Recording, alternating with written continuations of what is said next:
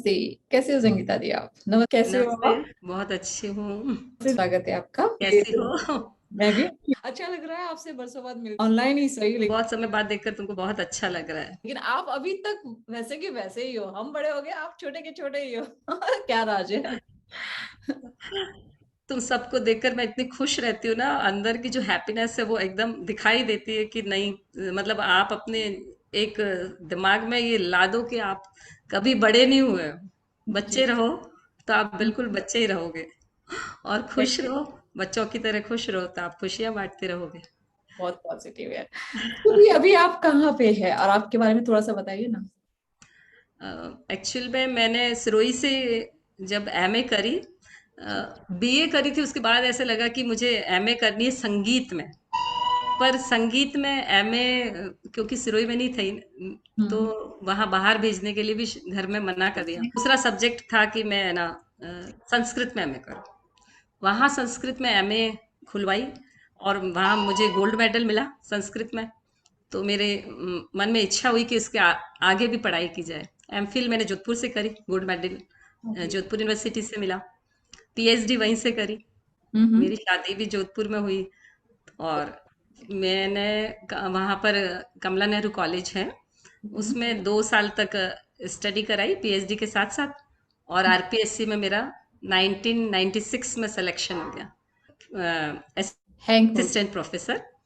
और मुझे first posting Sirohi में मिली। सबसे अच्छी बात ये थी कि जो मेरी जन्म स्थली और कर्म स्थली थी, वही मुझे जहाँ पढ़ाई की उसी कॉलेज में मैंने गया। स्टार्ट किया अपना करियर। ओके। 1996 से आज देखो 25 से ज़्यादा हो गए हैं। हाँ जी। मैंने कॉलेज में पीजी भी पढ़ाई 6 साल सिरोही में। उसके हम्म। बाद यहाँ मैं यूनिवर्सिटी में रिसर्च गाइड हूँ। 4 स्टूडेंट मेरे अंदर पीएचडी कर रहे हैं। ओह वाह। एक एक बच्ची को पीएचडी अवार्ड हो चुकी है। वंडरफुल। ओके। मेरी एक बुक पब्लिश हो गई है। हाँ जी। लगभग 20 से 25 मेरे जो रिसर्च पेपर्स है, वो हम्म। नेशनल, इंटरनेशनल, स्टेट लेवल पर प्रकाशित हुए हैं बहुत सारी पत्रिकाओं में। क्या बात है, बधाई। और मेरी एक बुक और एमफिल की जो डिसर्टेशन है, हाँ उसको जी। अवार्ड मिला है नेशनल भिवाड़ी सोसाइटी से। बहुत बहुत बधाई आपको। अ, आपके विचार और व्यवहार में मुझे भारतीय संस्कृति का पूरा दिखाई देता है। तो आपका क्या कहना है भारतीय संस्कृति के बारे में? हमारी जो संस्कृति है, जो विविधताओं को लिए हुए है, उसमें हर चीज समाहित है। जी। जहाँ आप विभिन्नता देखोगे, हम्म। वहीं आपको जैसे सम्मान है ना, बड़ों के प्रति आदर भाव है, हमारे संस्कार है, गुण है। तो इतनी विविधताएं जो लेके, कलरफुल जिसको कहते हैं, रंगीन, और बहुत जैसे नम्रता, विनय, विनम्रता, हम्म। अपनापन, अपनाना, किसी भी तरह से हम सबके साथ ऐसे घुल मिल जाते हैं उस संस्कृति के साथ। जो मुझे संस्कृत के बाद ऐसा लगा कि संस्कृत में ही संस्कृति समाहित है, और संस्कृति में संस्कृत है। इससे मुझे बहुत सीखने को मिला कि अगर हमारा बहुत अच्छा तालमेल उसके साथ हो जाए। हम्म। जैसे संस्कृत में एक श्लोक है, येषाम येषाम न विद्या न गुणो न दानम न शील न धर्मम, ते मृत्यु लोके भुवि भारभूता मनुष्य रूपेण मृगाश्चरन्ते। यानी जिस व्यक्ति में यदि विद्या, तप, दान, शील, धर्म, शिक्षा, अगर ये मात्र भी नहीं है, तो ऐसा लगता है कि हम मनुष्य तो है, पर साक्षात पशु है। बात हो सिर्फ गई। इतना ही अंतर है कि चारा उनका, जैसे चारा भी हम अगर खाने लगते तो वो भी उनके लिए कम पड़ जाता। बस एक ही एक जो है, उसमें बीच में एक दीवार है जो हम नहीं कर रहे। हाँ बिल्कुल। तो तो हमारी संस्कृति बहुत ही रिच जिसको कहते हैं, हम्म। जिसमें ग्रहणशीलता है, क्षमाशीलता है, दानशीलता है, पठन पाठन, विद्या, संस्कृति, क्या नहीं है इस संस्कृति में। विविधता है, जिसको कहते हैं विविधता में हमारी एकता नजर आती है। हम कुछ भी अपना सकते हैं, हमारा जो अपनाना है, हम कितना भी अपना सकते हैं। बिल्कुल। तो ये सब मुझे मैं उसको कोशिश करती हूँ। कई बार ऐसा होता है ना कि आप जीवन में कहते कुछ और है, करते कुछ और है, हम्म। तो मुझे लगता है वो इतना इफेक्टिव नहीं होता। हम्म। जब आप स्वयं अपने पर लागू करें किसी चीज को, तभी आपका वो कथन इफेक्टिव होता है। राइट। उसका असर पड़ता है लोगों पे, कि आप खुद कैसे हो और आप जो बांट रहे हो वास्तव में अगर आप वैसे हो तो उसका असर बहुत ज्यादा पड़ता है। बिल्कुल, तो हाँ, मैं हाँ। कोशिश करती हूँ कि मैं वैसी ही रहूं और वैसा ही कहूं भी। जी, हाँ, हाँ। तो संस्कृत कैसा है, कितना कठिन है सीखना, बोलना, उसको समझना? आज से लाइक सबसे पुरानी लैंग्वेज है, 5,000 साल पहले की लैंग्वेज है, हाँ, मदर ऑफ ऑल लैंग्वेजेस। लेकिन आपको क्या लगता है कितना कठिन है ये? देखो इसको है ना, हर चीज जीवन में कोई ऐसा नहीं है, कोई विषय जिसको अगर विषय के रूप में कहा जाए तो कठिन हर विषय है। हम्म। अगर हम कहीं शॉर्टकट कर लेते हैं जी, और जी। आप उसको लेना चाहते हो कि फर्स्ट से मैं लास्ट सीढ़ी पे चढ़ जाऊं, तो वो शॉर्टकट आप उसको पूरी तरह से अपना नहीं पाते उस भाषा, अगर आपने उस विषय को लिया है। तो मैं कठिन किसी भी चीज को नहीं कहती, हम अगर शिद्दत से मेहनत करें और उसे सीखें और समझें तो हम उसको अपना अपना सकते हैं। जिद करो और दुनिया जीतो। अरे वाह। मुझे भी जब मैं 10th में थी ना, तो संस्कृत में मुझे एक याद आती है, मतलब पढ़ने में लगभग मैं अच्छी थी शुरू से, और अपने घर में भैया को, बड़े भैया को और देख के कि वो कितना पढ़ते हैं, पढ़ती भी रहती, तो मुझे सभी शौक थे सारा कुछ, कि मुझे गाना भी गाना है, मुझे डांस भी करना है, मुझे कोई क्षेत्र में पीछे नहीं चल रहना। मैं नेशनल्स भी खेली टेबल टेनिस में। वहां मुझे ऐसा लगा कि मेहनत जो है ना, हम्म। उसका कोई दूसरा ऑप्शन नहीं है। तो 10th में मेरे को मुझे लगा था कि बस ये संस्कृत छूट जाएगी। हम किसी चीज को जब छोड़ना चाहते हैं ना, कि उसको वो हमारे पीछे पड़ जाती है, उसको हमको अपनाना पड़ता है। ये जीवन का एक बहुत बड़ा सत्य है, आप जिससे भागोगे वो हाँ। आपके साथ जरूर आएगा। तो फर्स्ट ईयर में जब मैं क्लास में, मैं और मेरी मित्र है वंदना, हम दोनों संस्कृत ऑप्ट किया, क्योंकि कुछ और सब्जेक्ट हमको समझ नहीं आया। तो हम्म। जब पहला ही दिन था, हम लोग मतलब डिस्ट्रिक्ट टॉपर थे, हम्म। लेकिन कॉलेज में पहले दिन किसी को पता नहीं चल रहा था कि क्या है। तो जो मेरी गुरुवर्या थी, हम्म। उन्होंने जब संस्कृत की वर्णमाला बोली, तो अपन क्योंकि अ ई ई ऐसे हिंदी में वर्णमाला बोलते हैं, जी। संस्कृत की वर्णमाला जो है वो साइंटिफिक है, क्योंकि पहली वर्णमाला वो है, उससे हम्म। हिंदी की वर्णमाला निकली है। जी। तो वो जब पढ़ा रहे थे बोर्ड पे, तो वो संस्कृत की वर्णमाला बोली, अ ई उण ऋ क एवं अ ई उच हय वर ट लण यम गण नम झभय गणदश जब गणदश खप छटत चट तव कपय सश शर हल। और हम जोर से हंस दिए। तो दोनों को लड़कों के सामने क्लास के बाहर निकाल दिया। ओ, हाँ। तो वो जो हमारा, वो इंसल्ट जिसको कहते हैं, कि पूरी कक्षा में जो टॉपर थे दोनों, उनको कक्षा से बाहर निकाला। ओके। मैं उन पुष्पा गुप्ता मैम के प्रति बहुत ऋणी हूँ, कृतज्ञ हूँ, कि उनके कारण उसी दिन ठान लिया कि इस जो मैडम पढ़ाती है उससे आगे ही पढ़ के आना है, और इस इनको ये बताना है कि वी आर टॉपर, मतलब गर्व से नहीं, कि हम मेहनत करेंगे और बस। और वो ही दिन और आज का दिन, कि ओके। मेरे ऐसी संस्कृत रच बस गई। एक शिक्षक आपको जब शुरुआती जब शिक्षा देता है किसी भी विषय की, वो आपकी छाप होती है। अगर उसको, वो उससे आप समझ गए तो वो सरल बन जाता है विषय।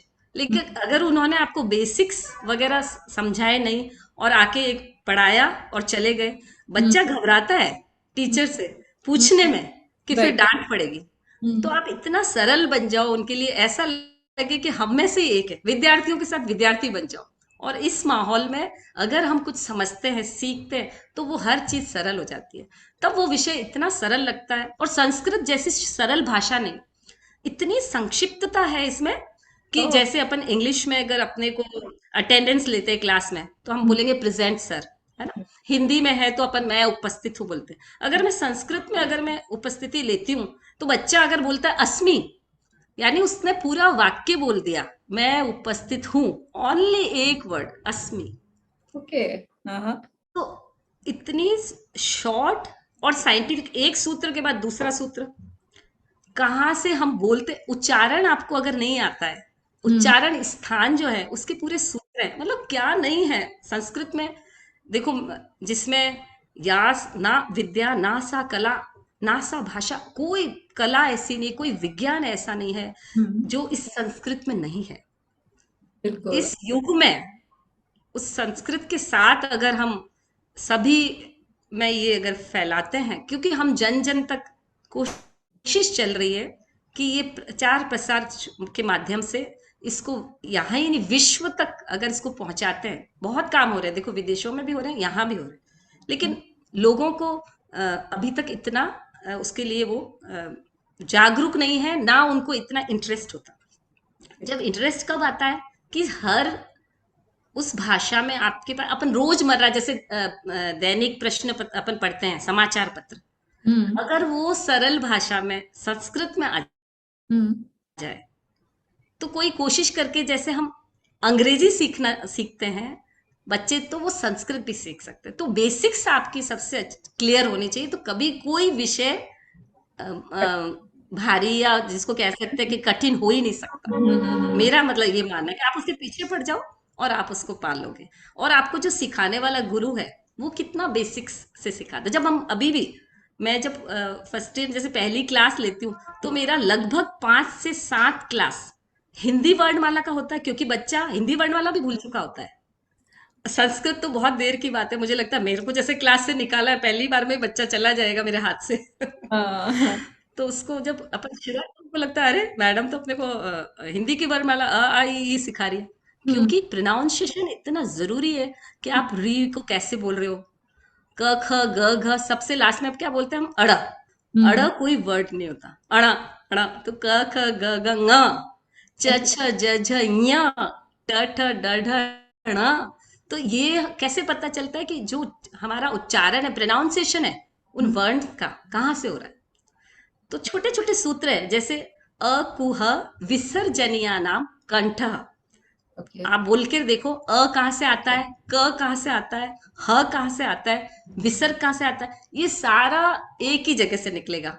अ कंठ से, क कंठ से। तो इतने छोटे सूत्र में हमको पूरे एक एक छोटे छोटे सूत्र के साथ उच्चारण आ जाते हैं। तो उच्चारण जब बच्चा समझने लगता है, तो वो उसका उच्चारण और शुद्ध होता जाता है।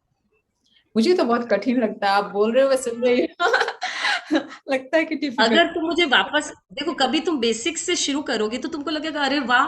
क्योंकि अभी मेरे पास ऐसे भी कुछ स्टूडेंट्स हैं पूरी इंडिया में, जो ऐसे ही क्लासेस लेते हैं कि बस हमको संस्कृत सीखनी है, हाँ। जिसमें टीचर्स और भी हैं, टीचर्स हैं कुछ जो हमारे कॉलेज के ही कुछ जैसे लेक्चरर्स हैं। जी। तो वो संस्कृत सीखना चाहते हैं, क्योंकि इस लैंग्वेज में अगर आप थोड़ा भी सीखते हो तो आपको क्या, आपको नहीं मिलेगा, आपकी संस्कृति मिलेगी, आपका साहित्य मिलेगा, संस्कार मिलेंगे, व्यवस्थाएं मिलेगी, वेद मिलेंगे, जितने तमाम गीता जो आज इतनी प्रासंगिक है, उस एक एक अगर आप श्लोक को, जो हमारे जीवन में कहते हैं ना एमबीए वगैरह में, तो उसका बहुत पठन पाठन उसके साथ होता है कि हम्म। आप इस कर्मशील जीवन में उसके जो सिद्धांत लागू करते हैं, तो वो कितने इफेक्टिव तरीके से आप उसको समझ सकते हो। बट उसके लिए आपको संस्कृत आनी चाहिए। हाँ, अभी तो जैसे नासा ने क्लेम किया कि सारे तो कंप्यूटर। वो बेसिक संस्कृत जानना चाहते हैं और सीखना चाहते हैं। कंप्यूटर प्रोग्रामिंग सारा ये आर्टिफिशियल इंटेलिजेंस पूरा संस्कृत पे बेस्ड है। तो संस्कृत कितना यूज हो रहा है विदेशों में? देखो जो नासा में और अभी जो चल रही है, उसमें उनकी 15 दिन की क्लास जो है वो हम्म। संस्कृत में। 15 दिन उनको, जो भी वैज्ञानिक वहां पर भर्ती होने के लिए आते हैं, तो उनको हाँ। 15 दिन तक संस्कृत में क्लासेस होती है। और उनको वहां वरामीर है, हम्म। आर्यभट्ट है, हम्म। उनके बारे में पढ़ाया जाता है, क्योंकि वैज्ञानिक जो नियम वगैरह है वो उन्होंने सबने संस्कृत में लिखे हैं। राइट। अभी उसके अलावा भी एक सूर्य सिद्धांत है जो सौर मंडल से रिलेटेड है, जो हम्म। 2500 वर्ष पूर्व जो लिखा गया था, उससे आज के कंपैरिजन हो रहे हैं। हम्म। तो जितना हमारा ये जो ज्ञान है, जो ये वास्तव में काम कर रहे हैं वैज्ञानिक, तो वो सारा सौर मंडल से रिलेटेड जो है, वो सारी चीजें संस्कृत के जो इतने प्राचीन ग्रंथ लिखे गए हैं उनमें है। तो उन्हें अगर ना समझे तो वो समझ भी नहीं पाएंगे। प्लस ऐसे बोलते हैं कि कंप्यूटर की लैंग्वेज इसलिए है कि हम्म। ये वही मैंने जो कहा ना, संक्षिप्त भाषा है। आपको 3-4 शब्द के लिए एक शब्द टाइप करना पड़ता है, पहली बात। दूसरी बात, इसकी व्याकरण, इसकी जो नियमावली है वो इतनी सरल है। कोई वाक्य बोलती हूँ हिंदी में कि मैं घर जाती हूँ, तो आप इसको हिंदी में जाती हूँ घर में या घर जाती हूँ मैं नहीं बोल सकते। हम्म। ठीक है ना, आपको बिल्कुल मैं पहले लाना पड़ेगा। जो करता है, घर जो कर्म है, और जाति हूँ क्रिया है। ठीक है, क्रिया तो समझते ही है ना, चलना बैठना उठना ये सब क्रिया है। संस्कृत में जब इसको अगर नॉर्मली बोलना तो अहम बोलते हैं। ठीक है, अहम, अहम यानी मैं, अहम यानी मैं। देखो इसको मैं यहाँ पर भी एक और जोड़ती हूँ। जब इंग्लिश में अपन फर्स्ट पर्सन बोलते हैं, जिसको फर्स्ट पर्सन क्या है, आई है, राइट। यू नो, आई है ना। तो आई यानी मैं यानी I am the best. Right. तो वो वहां फर्स्ट पर्सन है। वैसे ही ये अहम है, अहम। आप अगर अहम को अहम से लेते हैं, अहम, तो वो भी यहाँ आ सकता है गर्व से कि मैं आई एम। ठीक है, यहाँ अहम, गृहम, गच्छामि, ये तीन जो है, वो अहम तो करता है मैं, गृहम कर्म है, और गच्छामि क्रिया है। या। आप इसको गच्छामि गृहम अहम बोल दो, ग्रहामी अहम गच्छामी बोल दो, कुछ भी बोल दोगे वो आपका सेंटेंस सही है। ऐसी कोई जादुई भाषा है कहीं पर भी नहीं है जो इस तरह से आप यूज कर सकते हो। हम्म। या। कंप्यूटर में भी जो लैंग्वेज है उसमें साउंड का भी एक बहुत बड़ा हाथ है, कि ध्वनि जो है हम्म। संस्कृत में ये साउंड पे बेस्ड है, ध्वनि बेस्ड है ना, व्याकरण और ध्वनि। और कंप्यूटर भी उस साउंड और ध्वनि से रिलेट करता है ज्यादा, इसलिए कहते हैं कि ये भाषा इसके लिए उपयोगी सिद्ध हो सकती है। जी बिल्कुल।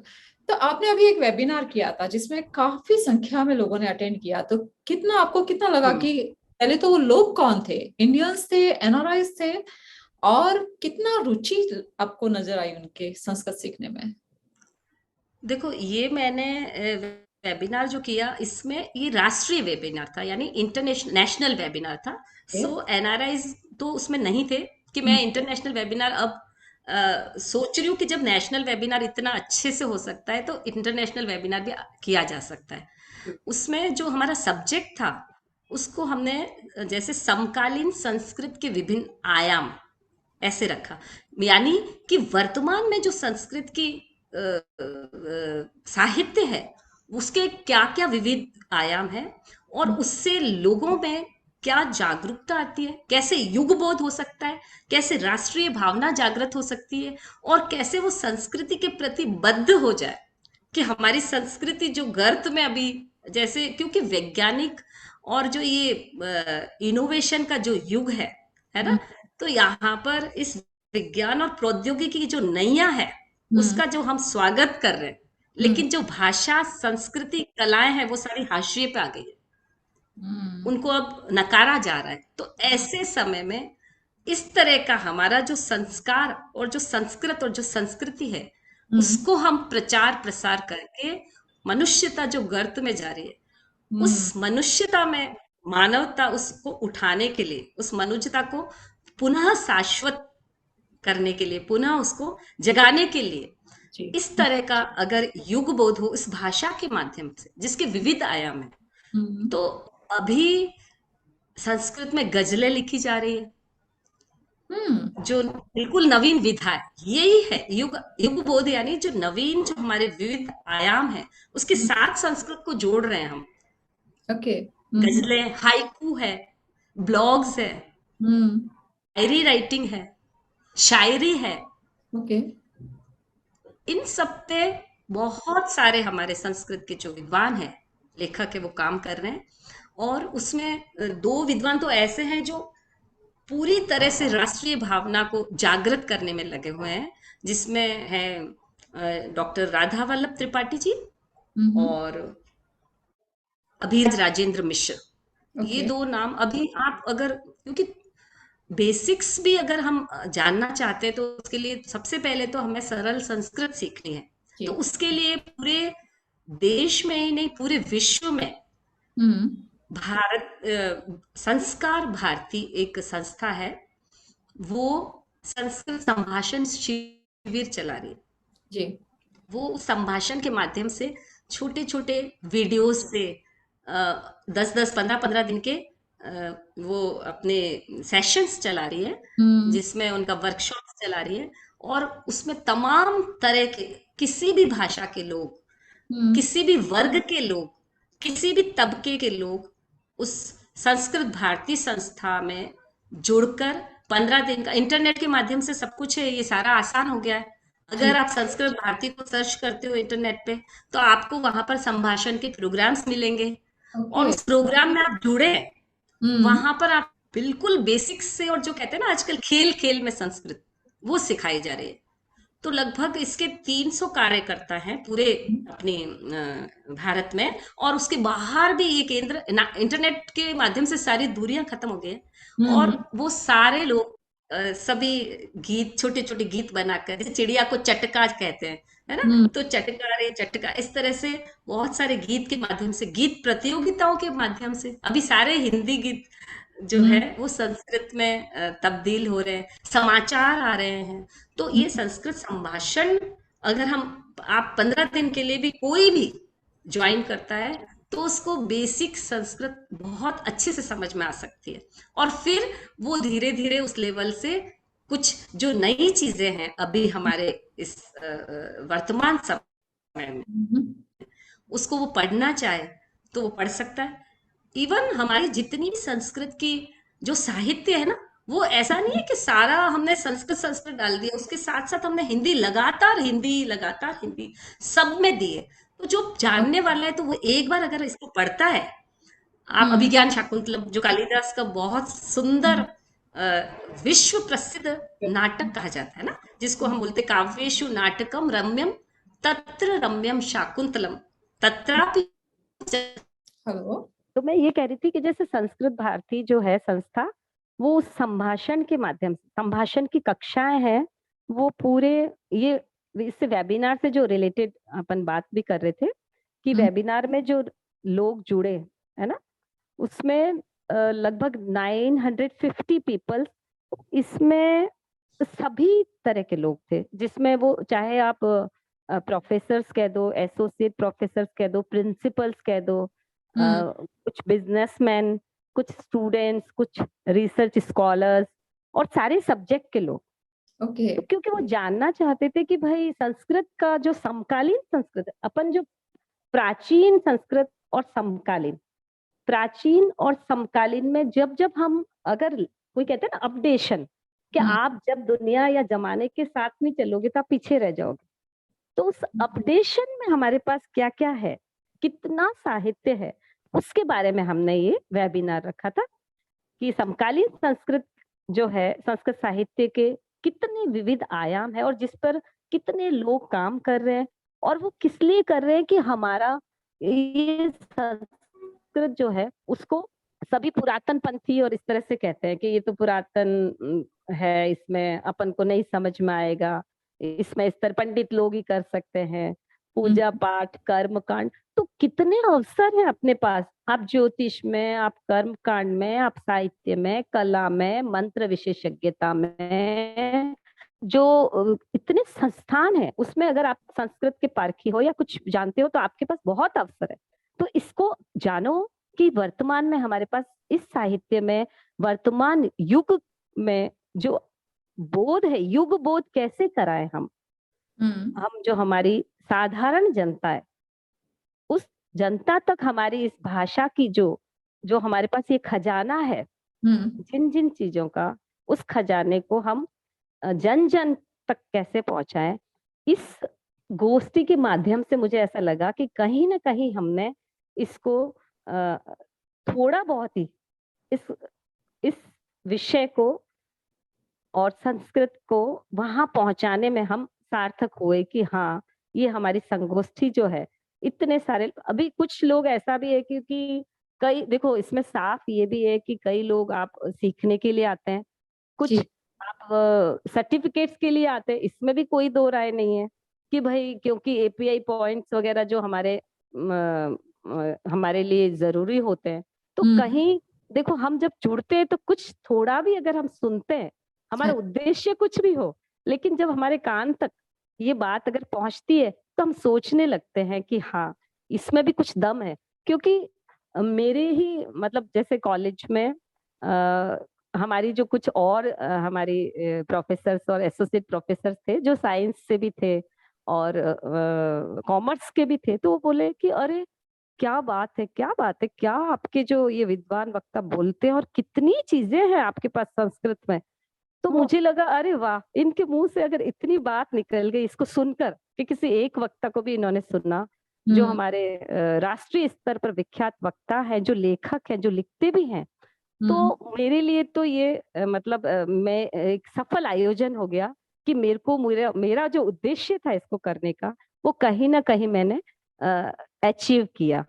मैं सफल हुई कि अरे वाह, इतने लोग फिर मुझे बोलने लगे। बहुत सारे लोग कहते हैं मैडम सिखाइए, संस्कृत सिखाइए। मेरे कक्षा में विद्यार्थी साइंस के भी बैठते हैं, कॉमर्स के भी बैठते हैं, कि नहीं हमको बेसिक्स सिखाइए, आप बहुत ऐसे अच्छे से सिखाते हैं, बेसिक्स तो हमें पढ़नी है। हम जी। लोग थोड़ा श्लोक से शुरू करते हैं।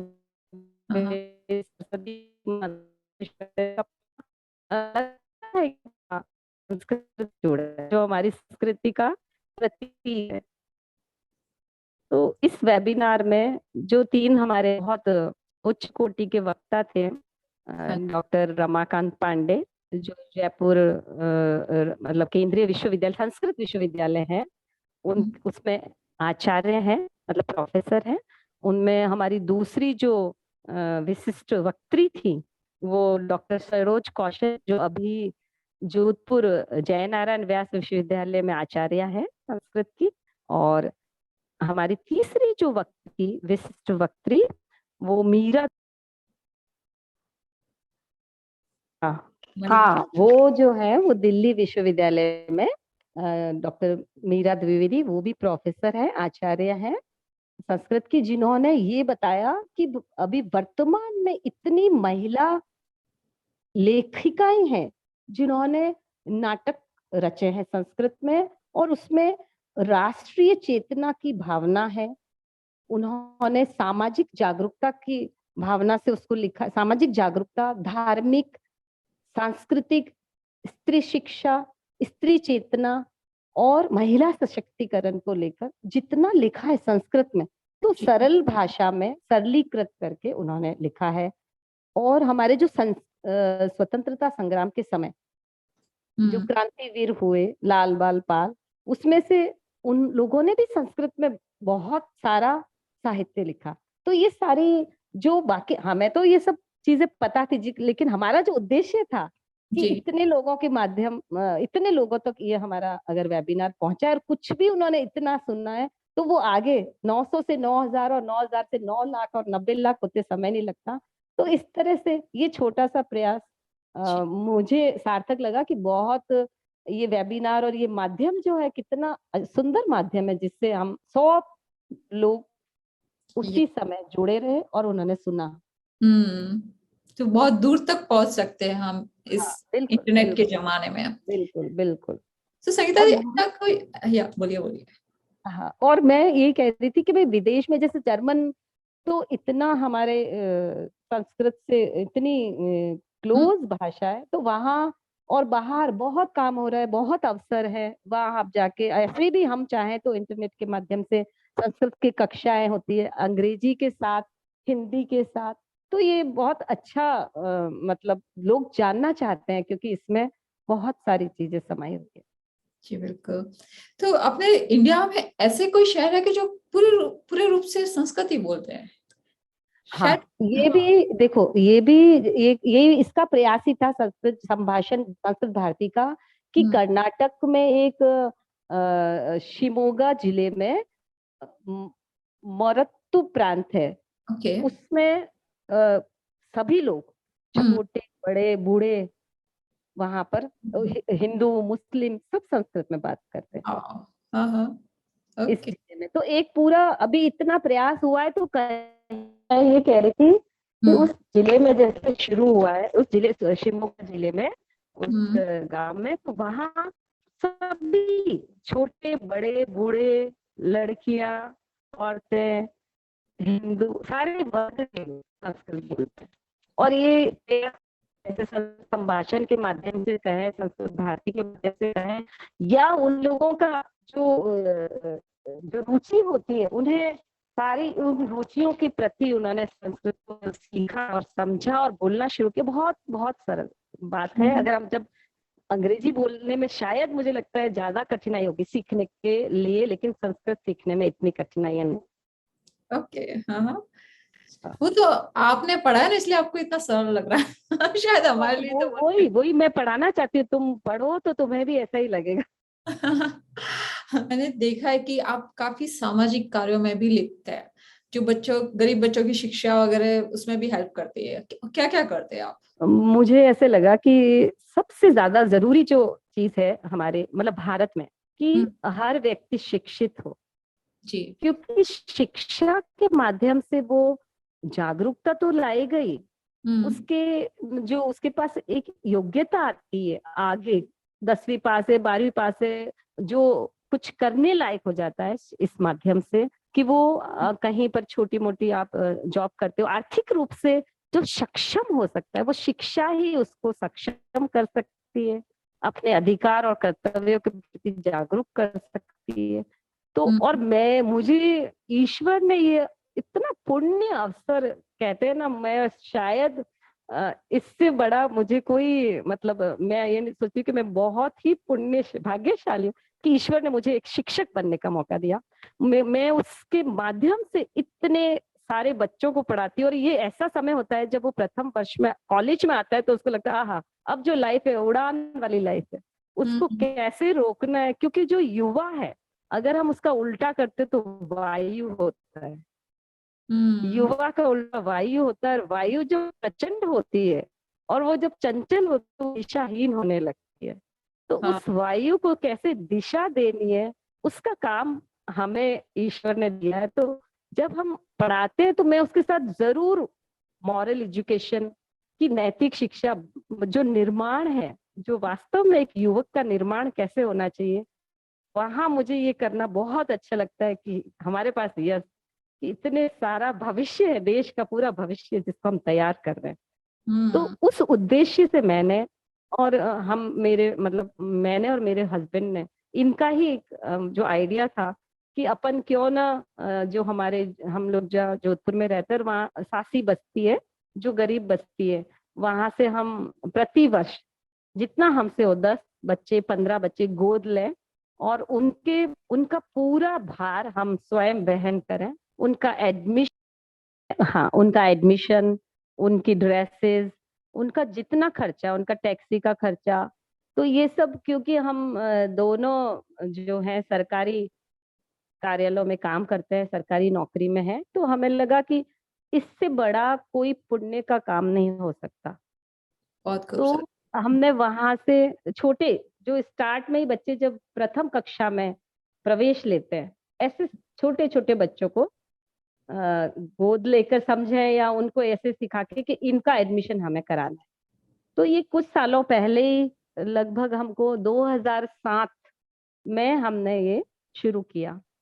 हम्म, अ, क्या बात है। तो क्योंकि वहां जागरूकता नहीं है ना, वो लोग सबके घरों में काम करते हैं। तो हम्म, हमारे जब घर में जो काम करती, तो मैं उनसे कहती कि मैं आपके बच्चों को पढ़ाना चाहती हूँ, क्या आप ऐसे, तो इन मेरे जो हस्बैंड है उनका बहुत ज्यादा सहयोग रहा। हाँ, मैं जोधपुर से अप एंड डाउन करती हूँ पाली, है ना, हम्म, 150 किलोमीटर। लेकिन मैंने कुछ चीजें ऐसी मैं बताना चाहती हूँ कि मैंने अपनी डिक्शनरी से रेस्ट और थकान 2 शब्दों को कभी मिटा दिया। क्या बात। तो शुरू शुरू में तो ऐसा हुआ कि बच्चों के नाम कैसे याद रखें। तो मेरे हस्बैंड ने हम दोनों के बच्चों, 2 बच्चे थे जिसका एक का नाम राजकुमार दिया, एक का नाम संगीता दिया। ओके। डेट ऑफ बर्थ वगैरह भी उनको, क्योंकि उनके पास वो भी सर्टिफिकेट्स नहीं होते थे, तो वो हम्म, हमें बनवाने पड़ते थे बहुत। जैसे वो अगर वो जागरूक नहीं है तो उनसे कई तरह की उनको परेशानी आती थी, तो हम ये बनवाने जाते उनके लिए, तो नाम डेट ऑफ बर्थ की, ताकि हमारी दे दे तो हमें याद रहेगा, इस तरह के। हाँ, हाँ, शुरू शुरू में फिर बच्चों को ऐसे लगा कि और बच्चे आने लगे देख देख के, तो हमारा एक बजट रहता था। फिर हमें लगा कि RTI, sorry, right to education जो है आरटीई में, उसमें भी हम करा सकते हैं। अगर हमारे पास जितना हम सोचा है कि भाई अपन 10% खर्च अपन करेंगे, हम्म, उसके अलावा जितने बच्चे अगर आते हैं तो वो right, हम आरटीई के थ्रू भी कोशिश करके उन बच्चों को वहाँ एडमिशन दिलाएंगे। तो ज्यादातर बच्चे उसमें से केंद्रीय विद्यालय में, क्योंकि वो हमारे घर के बिल्कुल पीछे और बहुत अच्छा स्कूल है, तो वहाँ और कुछ और स्कूलों में उनको एडमिशन कराते हैं, उनको लगभग 15-20 दिन में एक बार बुलाते हैं, कहाँ तक कितनी पढ़ाई करी है, क्या हम्म, चल रहा है। अगर ट्यूशंस किसी को जरूरत होती है तो ट्यूशंस भी कराते हैं, उसके लिए हम्म, उनके ऑटो के लिए, ऑटो आने जाने का खर्चा। तो हम्म, वो सब, क्योंकि ये हम अपने मन से, अपनी खुशी से करते हैं कि इसमें मुझे और हम दोनों के बहुत खुशी होती है। एक जो एक मन में कहते हैं ना, इच्छा थी, वो इच्छा पूर्ण होती दिखाई देती है, तो लगता है कि हाँ, अगर 2-4 बच्चे भी उसमें से अच्छे तैयार हो जाते हैं तो वो हमारा ये सार्थक हो जाता है ये काम। तो बहुत हम नहीं जितना ये कर पाते, इवन मेरे कॉलेज में भी मैंने हमने कह रखा है कि भाई आपको किसी को भी फीस की जरूरत, बहुत सारे गरीब, हमारा कॉलेज जो है वो रूरल एरियाज में, और हम्म, हमारी कॉलेज में 4000 से ज्यादा स्टूडेंट एनरोल्ड है। 4000 से ज्यादा, उस पूरे पश्चिमी राजस्थान की सबसे बड़ी कॉलेज है पाली में, ओके, जिसका नाम है राजकीय बांगड़ स्नातकोत्तर महाविद्यालय। हम्म, तो उन बच्चों में किसी को भी जरूरत होती है तो हम मदद करते हैं। आगे उसको इंजीनियरिंग करनी है, अगर उस समय नहीं हो, बीएड करनी है, तो जितना हमसे होता है बस शिक्षा के क्षेत्र में हम करते वाह, हैं। और हाँ, तो ऐसा बच्चों को पता है तो हम कहते हैं चुपचाप बता देना। पुस्तकें, इवन लाइब्रेरी में पुस्तक मंगवा के डोनेट करना, योजना, जो भी अपनी ये सारी कॉम्पिटिटिव एग्जाम्स की बुक्स वगैरह है, तो वो भी हम मंगा के और दे देते हैं अपनी लाइब्रेरी में कि बच्चे पढ़ें। तो ये शिक्षा के प्रति हमारा मतलब एक उत्साह और समर्पण तो नहीं कह सकते, बस एक एक जिजीविषा, एक छोटी सी जो इच्छा है उसको पूरा बहुत करना। बड़ा योगदान है। आप तो डबल योगदान दे रहे हैं देश के विकास में, शिक्षक एज अ शिक्षक भी दे रहे हैं और ऐसे भी डोनेशन करके भी दे रहे हैं आप। यार हम कहते भी हैं सबको, क्योंकि वो लगता है कि अगर कुछ आप करते हो तो एक दान जो है, एक हाथ से दूसरे हाथ को भी पता नहीं चलना चाहिए कि आप कुछ कर रहे हो। तो हम्म, कभी कभी ये मेरे हस्बैंड इस बात के लिए मुझे बहुत कहते हैं कि है ना, अपने को कोई बखान नहीं करना है ना किसी चीज का, या जी, कोई अवार्ड नहीं चाहिए, बहुत सारी चीज। लेकिन कभी मैं कहती हूँ कि चूंकि शायद हमारे को देखकर कई और लोग अगर उससे प्रेरित होते हैं, तो इस प्रेरणा के लिए हम उसको बता सकते हैं। हम ये नहीं चाह रहे कि हम अपना गुणगान कर रहे हैं, वो हम्म, एक प्रेरणा, अपन अगर हम नहीं बने, बस वो प्रेरित हो जाए कि हाँ हमारे पास जो भी है। मैं अपने जो बच्चे हैं क्लास के, उनको भी कहती हूँ कि बच्चों तुम्हारे पास भी चीजें हैं, तुम गरीब नहीं हो। तुम अगर तुम्हारी गली के 10 छोटे छोटे बच्चों को शिक्षा का भी दान दे दे, तो आधा आधा घंटा जाके पढ़ा लोगे, तो वो भी तुम्हारा बहुत बड़ा एक कर्मठ योगदान होगा। मैं हर बच्चे से कहती हूँ, संस्कारी बनो, माता पिता का आज्ञा मानो, रोज उनको प्रणाम करो, उनका कहना मानो। तो बहुत बच्चे, सब बच्चे मुझे माता ही बुलाते हैं मेरे कॉलेज के। माँ आप कहाँ हो? तो इससे ओके, खुशी मिलती है, और मतलब एक बखा, कभी कभी लगता है ना अपने मुंह से आप क्या बखान करो। हाँ, मैं ये सोचती हूँ कि मैं जब कॉलेज में पढ़ती थी ना, तो मुझे जो जो अगर परेशानी आई स्टूडेंट रूप में, वो मेरे स्टूडेंट को कभी ना आवे। हम्म, कि वो अटेस्टेशन कराने आते हैं तो हम फेंक देते हैं ऐसे, वो कितना बच्चा कहाँ कहाँ से किस तरह से आता है, तो उसको जितनी मदद हो सके मैं हम्म, उसके घर के लिए, उसके माता पिता के बारे में पूछती हूँ।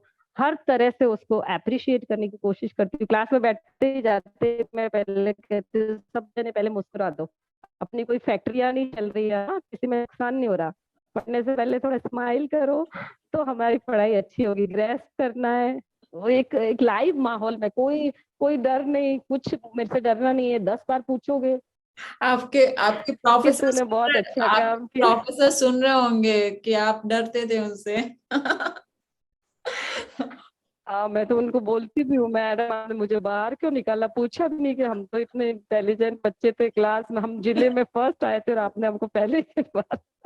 पर उनकी वजह से मैं उनको ये भी कहती हूँ कि आपने वो उस दिन नहीं निकाला होता तो शायद हम संस्कृत के पीछे, संस्कृत हमारे पीछे नहीं पड़ती और हम भी नहीं पढ़ते, कहीं और चले जाते। तो जी, आप बी पॉजिटिव, आप हैप्पी रहो, क्या बात। पॉजिटिव रहो और बी हैप्पी, ये तीन तो मुझे, और जियो और जीने। आप और शैलेश भैया, शैलेश लोढ़ा, जो कि हमारे रोल मॉडल थे हमेशा से। हाँ बिल्कुल, पहले से मिलता रहता है हाँ, वो। तो संगीता जी, आपके जीवन का लक्ष्य क्या है?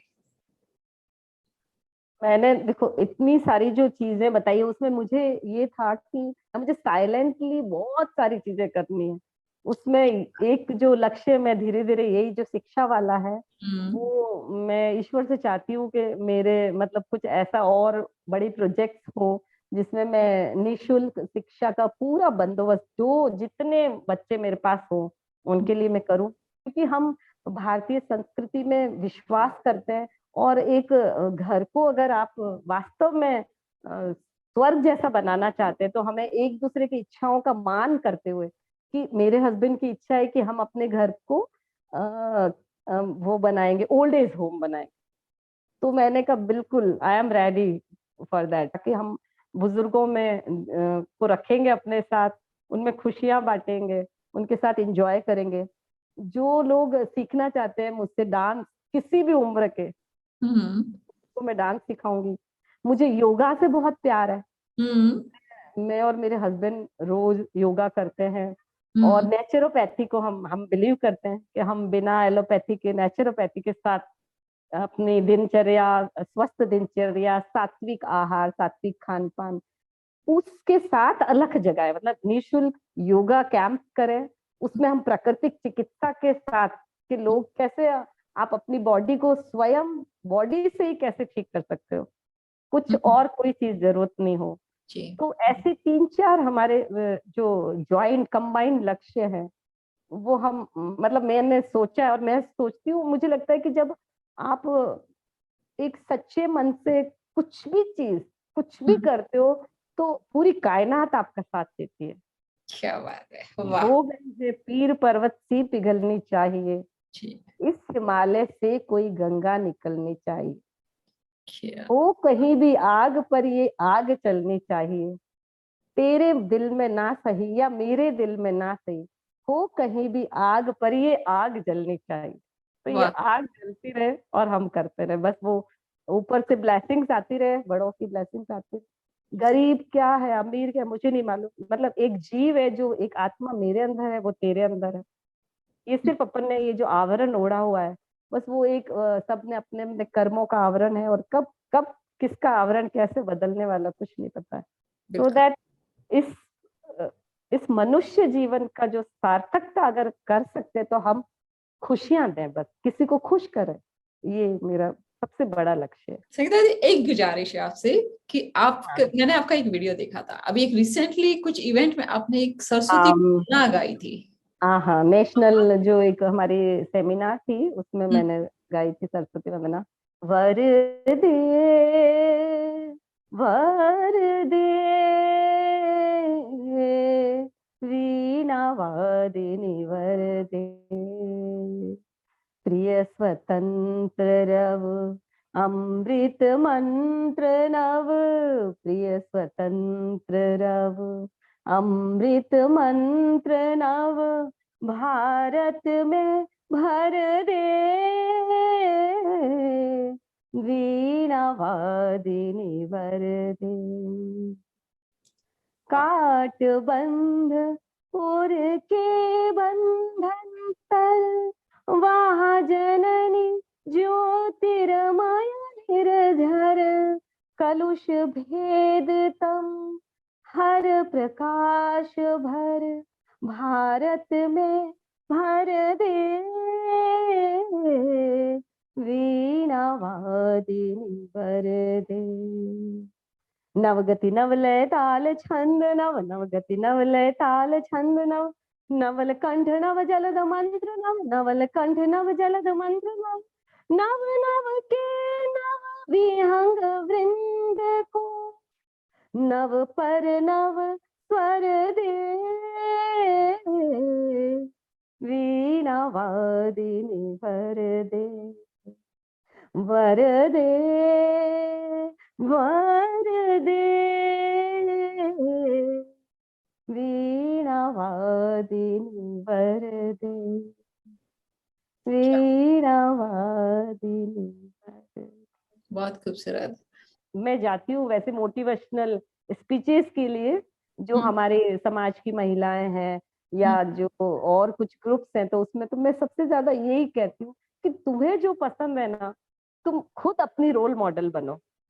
इसको आपको बदलना पड़ेगा, कि मैं बहुत अच्छी हूँ, मैं ठीक हूँ, मैं स्वस्थ हूँ, मैं कहीं कमजोर नहीं हूँ, और मैं सब कुछ कर सकती हूँ और मेरी खुशी मेरे हाथ में है, किसी दूसरे के हाथ में नहीं। परफेक्ट। मेरी खुशियां मेरी है और मैं खुद खुश रह सकती हूँ कि आपका परिवार, आपके दोस्त, उनके साथ कोई कंडीशन नहीं, बस मैं प्यार करती हूँ सबसे तो करती हूँ, मुझे लेना, उसने प्यार नहीं किया, नो, नहीं करे, मैं करूँ, मुझे करना है, कोई कंडीशन नहीं। When you see कि आप कितने हैप्पी रहते, जब आपकी कुछ मुझे करना है, बस मुझे करना है, मुझे करना है। मेरा बच्चे ने फोन नहीं किया, उसने ऐसे, उसने क्यों नहीं किया, मैं कर दे, मुझे मेरे वो पसंद है, मेरे कोई डिसरेस्पेक्ट करे लेकिन मुझे जाना है तो मैं तो जाऊंगी। मुझे उससे भी फर्क नहीं पड़ता। कोई व्यक्ति है चपरासी है, सारे कॉलेज में चपरासी को मैं पहले प्रणाम करूंगी, नमस्ते प्रणाम, वैसे तो, क्योंकि हमारे, मैं एक बात बता रही थी कि जो आत्मा है ना सब में एक जैसी है ना, जीव है, तो आप जो चीजें स्वयं पसंद करते हो खुद के साथ होनी चाहिए, तो मेरे साथ क्यों नहीं, सेम मैं भी वही पसंद करती हूँ। आप अपने साथ रिस्पेक्ट पसंद करते हो, अपने साथ हैप्पी रहना चाहते हो, तो दूसरे को भी हैप्पी रख सकते हो और उसका भी रिस्पेक्ट करो ना। ऑल आर इक्वल, मुझे ऐसे नहीं लगता कि वो छोटा है वो बड़ा है, काम है सबके छोटे बड़े होते, और काम बुरा नहीं है कोई भी, बिल्कुल। संगीता जी, हम मून फाउंडेशन के साथ ऑर्गन डोनेशन अवेयरनेस पे काम कर रहे हैं, तो उस पर कुछ मैसेज देना चाहोगे आप? मैं ये जानना चाहता हूँ डॉक्टर साहब आपसे कि आपका ये जो फाउंडेशन है ये दरअसल काम क्या करता है? अगर मैं बहुत छोटे इसमें बोलूं तो हम एक ब्रिज हैं डोनर और रेसिपिएंट के बीच में। ऑर्गन डोनेट पे जो तुम Yes. कह रहे थे, तो ऑर्गन डोनेट मतलब मुझे भी ये लगता है कि जरूर करने चाहिए, क्योंकि हम जिंदा रहते हुए और आफ्टर मरणों उपरांत, मतलब उसमें भी हम किसी के काम आ रहे हैं, तो मतलब बहुत जरूरी है कि हम अपना ऑर्गन डोनेट करें। और मैं रोज कहती हूँ कि अपने नाम लिखवा लो, अपन ऑर्गन, मतलब मैं तो करूंगी ऑर्गन अपना डोनेट, अपनी इच्छा है कि ऑर्गन मुझे डोनेट करने, तो हर जने को एक इस उद्देश्य के साथ कि मैं जीवित रहते हुए भी किसी के काम आऊं और मरणोपरांत भी मैं किसी के काम आऊं, तो ये बहुत बड़ा काम है। कुछ इंस्पिरेशनल मैसेज देना चाहोगे आप? जो अन्नदान पे बात की, तो छोटा छोटा सा आपका कण जो है, कई बार लोग बहुत सारी चीजें एक साथ जब खाते हैं तो ऐसा लगता है कि वो कुछ अपनी शान समझते हैं, थाली में जूठा जो छोड़ना है ना, मतलब हमारे बच्चों से हम कई बार प्रेरणा लेते थे कई चीजों की। जब वो स्कूल से आते थे तो वाटर बोतल में पानी होता था, है ना, तो बोलते थे नो नो मम्मा, इसको आप ऐसे वेस्ट नहीं करोगे, आप है ना पौधों में पिला दो, या इससे आपके कुछ थोड़े से बर्तन धो दो। बच्चे, छोटे छोटे बच्चे ये सिखाते थे, तो वो तब मैं ध्यान देती हूँ, वाह, हाँ, कि नहीं आप है ना इनको पानी नहीं गिराओ, पानी ऐसे नहीं गिरेगा, पानी आप इतना ही गिराओ, पानी बहुत कीमती है। खाना आप बिल्कुल भी, मतलब हमारे ऐसे कुछ कंडीशंस थी घर में, बच्चों को बिजली बचाने पर प्राइज दिया जाता था। अरे वाह। कौन कौन अपनी लाइट ऐसे रखेगा। कूड़ा जो कचरा है, अगर कोई आइसक्रीम खा रहा है तो अपना वो डस्टबिन में ही रहेगा। हर चीज को आप एंजॉय करो, जीवन में आपको जो मिल रहा है, जितना मिल रहा है, देना जरूर है, दान सबसे बड़ी। और वो क्या होता है कि जो दान 3 तरह का होता है, अगर आप या तो उसको दान करो तो सर्वश्रेष्ठ है, या उसको भोग करो तो थोड़ा कम, लेकिन अगर तीसरी गति कहते हैं तो नाशम भवति, तो उसका नाश हो जाता है। ना आपने भोगा, ना आपने दिया, और उसका नाश कर दिया। तो हमारे पास बैठे छोटी छोटी बातें हैं जो हम सिखा सकते हैं बच्चों को। हर चीज, डिसिप्लिन, अनुशासन में कैसे रहना है, कहाँ आप सफाई कैसे रखनी है, तो ये अपने अंतर से आना चाहिए, अंदर से। हम सब इस बात पर अगर ध्यान दें तो हम बहुत सारी चीजें सीख के और अपन एक अच्छा अंजाम तक पहुंचा सकते हैं। हमारे देश के लिए थोड़ा सा ही सहयोग होगा, लेकिन होगा जरूर। जी, हम आपको अहमदाबाद इनवाइट करते हैं, आपको अहमदाबाद आना होगा।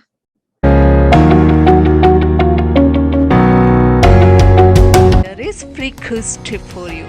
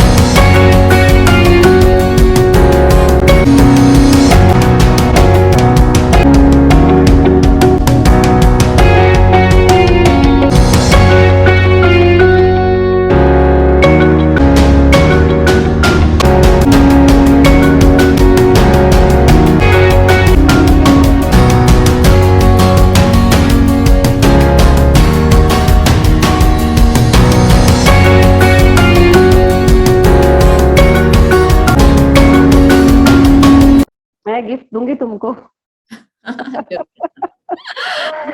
आना। तुमने मुझे सुना, कि तुमने मुझे बुलाया, मुझे सुना, तो मैं तुम्हारा वो आभार व्यक्त करूंगी और मैं तुमको गिफ्ट दूंगी। बहुत बहुत धन्यवाद आपके अमूल्य समय के लिए। अच्छा लगा आपके बारे में जान के।